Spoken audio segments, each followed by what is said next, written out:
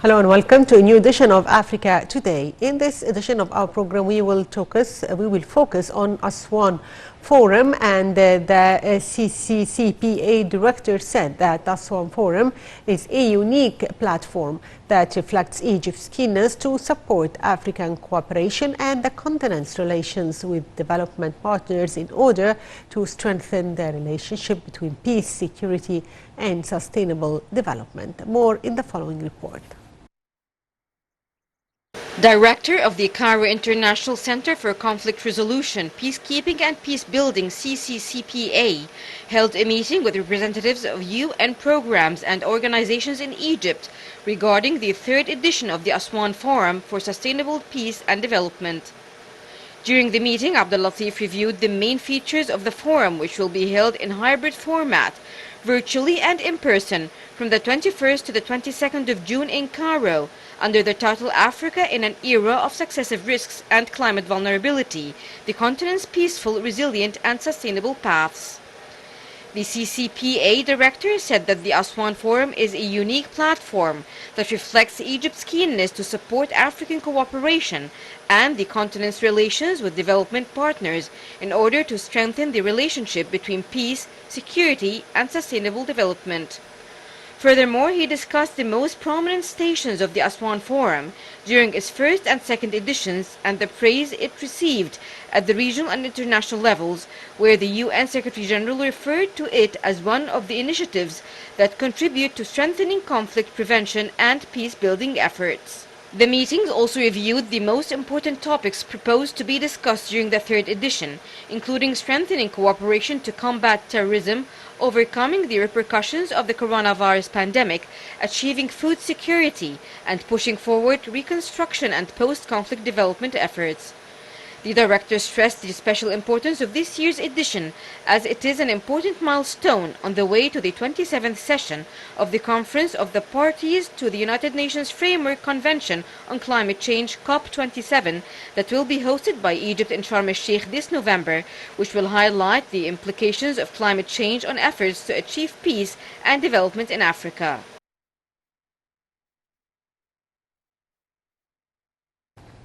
And the resurgence of COVID-19 cases in South Africa and signs of a possible fifth wave of infections will test South Africa's government and the country's new pandemic restrictions. The statement was made by Business Leadership South Africa Chief Executive. More in the following report. The resurgence of COVID cases in South Africa and signs of a possible fifth wave of infections will test South Africa's government and the country's new pandemic restrictions. Business Leadership South Africa Chief Executive Busi Mavuso, writing in her weekly open letter, noted that South Africa is currently in 30-day transition period from the state of disaster COVID regulations that were ended on the 5th of April before new National Health Act regulations became the way of managing responses to the pandemic. She said this fifth wave will be the first test of these regulations, and she hoped they will prove more effective than their predecessors in balancing the need to restrict the transmission of the virus with the need to have minimal disruption of the economy and the lives. She said there is some risk there. The previous waves saw many variations of restrictions as they tried as a country to calibrate the response. She said there were clear missteps that had been learned from, that learning must be fully absorbed into how they use the new regulations to deal with the pandemic. She said another key differentiator is that the country's background immunity levels have changed dramatically as more people have been vaccinated. She also said business can play an important role in this effort through vaccine mandates, though clear policy from the government on this would help. But apart from vaccines, the high rate of previous infections afford further levels of protection.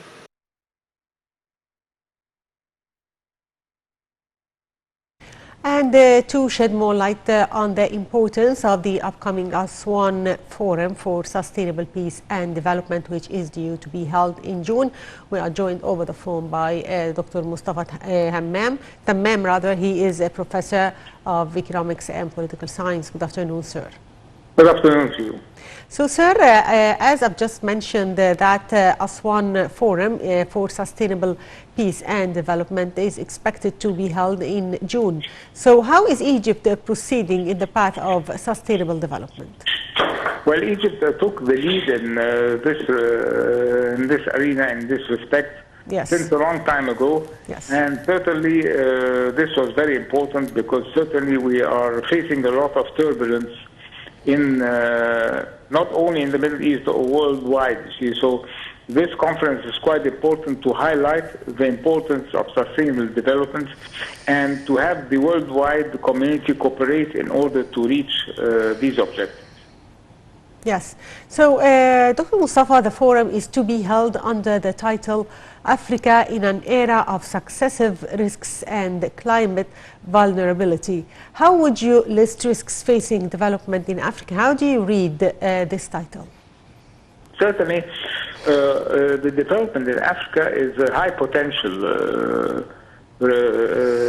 opportunity, not only for the African countries, but for the worldwide, you see, the European community and for the U.S., because they are rich in the mineral resources and they are rich in a lot of other aspects, and certainly a lot of projects there could be executed. But certainly there are certain drawbacks, you see, or certain obstacles that might be encountering this project, these objectives. Certainly the first one would be the lack of human resources. So giving adequate training in order to upgrade the human resources is very, very important. This is the first factor. Certainly the second one is to eliminate bureaucracy and financial problems that might occur, because certainly these certain African countries are not very much advanced in the banking and the financial sector. So certainly these aspects need to be upgraded in order to attract the investors. Also applying the rule of law. You see, certain African countries, if you enter into dispute, the cases stay a long time in the courts. Certainly we have to streamline this and probably have a short time span in order to resolve any disputes between investors and probably the African countries. So, Dr. Mustafa, to what extent the Aswan Forum is a unique platform that reflects Egypt's keenness to support African cooperation and the continent's relations with development partners in order to strengthen the relationship between peace, security, and sustainable development? Really, we should appreciate the efforts done by the President, because he started the initiative and highlighted the importance of the cooperation with African countries, not only, as you mentioned, in economic era, no, in the security era. Certainly the security era will come by exchanging a lot of information between these countries in order not to, we cannot eliminate the risks of terrorism, but we can reduce it, you see, by cooperation and exchange of information. So certainly Egypt took the lead in this respect, and as you know, probably Africa has been neglected since a long time ago, but since the President assumed office, he took the initiative in order to highlight the importance of the African countries in the various aspects that we have just mentioned right now. So, sir, also to what extent Aswan Forum in its first and second editions and the praise it received at regional and international levels, where the UN Secretary referred to it as one of the initiatives that contribute to strengthening conflict prevention and peace-building efforts. To what extent it received world respect?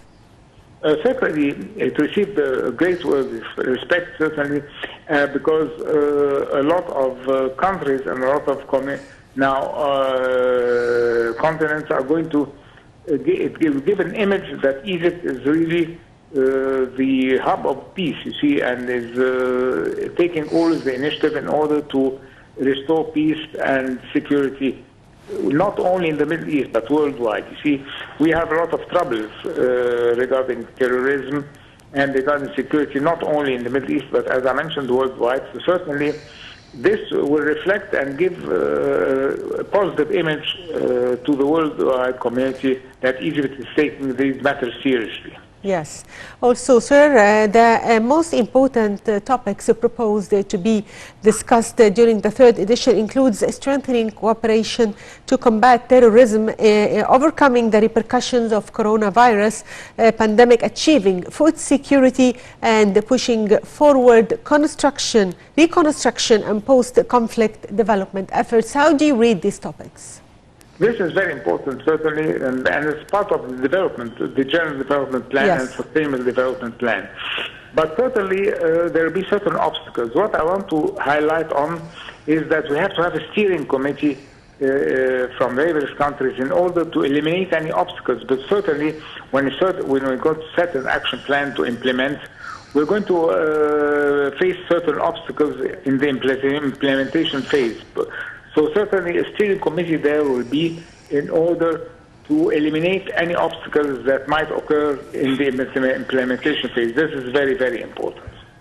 Yes, sir. Also, the director of the forum stressed the special importance of this year's edition, as it is an important milestone on the way to the 27th session of the conference of the parties to the United Nations Framework Convention on Climate Change, COP27, that will be hosted in Egypt in Sharm el-Sheikh.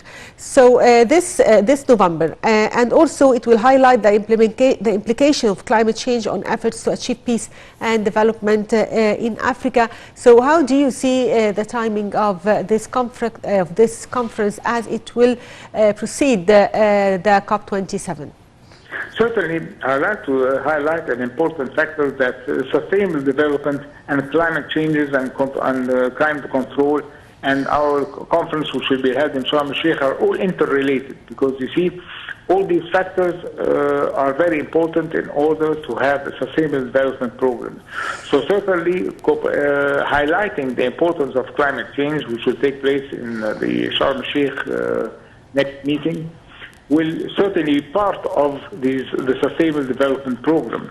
So certainly it will highlight and give importance to the worldwide community, which has been neglecting the climate changes, but after we saw a lot of problems, certainly I think the worldwide community will take things more seriously. Yes. I'd like to thank you, Dr. Mustafa Tammam, Professor of Economics and Political Science. Thank you for being with us. And back to our reports on Africa. And many are still missing after this month's flood in South Africa. The country is sounding the alarm on the climate crisis as extreme weather is becoming more frequent. More in the coming report. Survivors of South Africa's devastating floods have described sheet upon sheet of relentless rain that washed away entire houses, bridges and roads, killing about 450 people and making thousands homeless. The storm, which delivered close to an entire year's usual rainfall in 48 hours, took meteorologists by surprise and has been blamed by experts on climate change. The new disaster comes after 3 tropical cyclones and 2 tropical storms hit Southeast Africa in just 6 weeks in the first months of the year. The full extent of the devastation caused by the floods in South Africa this month is yet to become clear, with many victims still missing and authorities still learning of new damage around the eastern coastal city of Durban. Many tens of thousands of people remain without water, and there are rising concerns about an outbreak of infectious diseases. The South African President, Cyril Ramaphosa, described a catastrophe of enormous proportions and attributed the disaster to the climate emergency.